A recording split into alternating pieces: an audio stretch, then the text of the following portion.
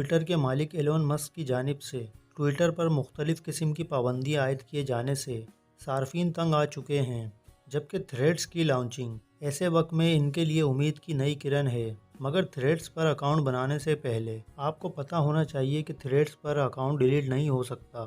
اگر آپ کسی بھی سوشل میڈیا نیٹ ورک پر اکاؤنٹ بناتے ہیں تو جب آپ اس کو استعمال نہیں کرتے تو بآسانی اسے ڈیلیٹ کر دیتے ہیں، مگر تھریڈز کے ساتھ معاملہ کچھ اور ہی ہے۔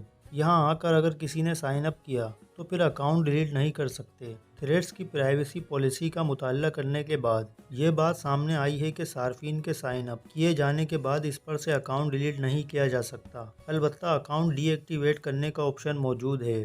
پالیسی میں آگاہ کیا گیا ہے کہ تھریڈز اکاؤنٹ ڈیلیٹ کرنے کے لیے یوزر کو photo and video sharing app Instagram account سے بھی ہاتھ دھونا پڑے گا۔ تاہم اگر کوئی تھریڈز کا اکاؤنٹ ڈی ایکٹیویٹ کرتا ہے تو اس سے انسٹاگرام اکاؤنٹ پر کوئی اثر نہیں پڑے گا۔ میٹا کا یہ نیا سوشل میڈیا پلیٹ فارم 5 جولائی کو لانچ کیا گیا تھا۔ اس کی لانچنگ کے کچھ ہی گھنٹوں بعد 30 ملین یوزرز نے اکاؤنٹ بنائے، جس میں دنیا کی نامور شخصیات بھی شامل ہیں۔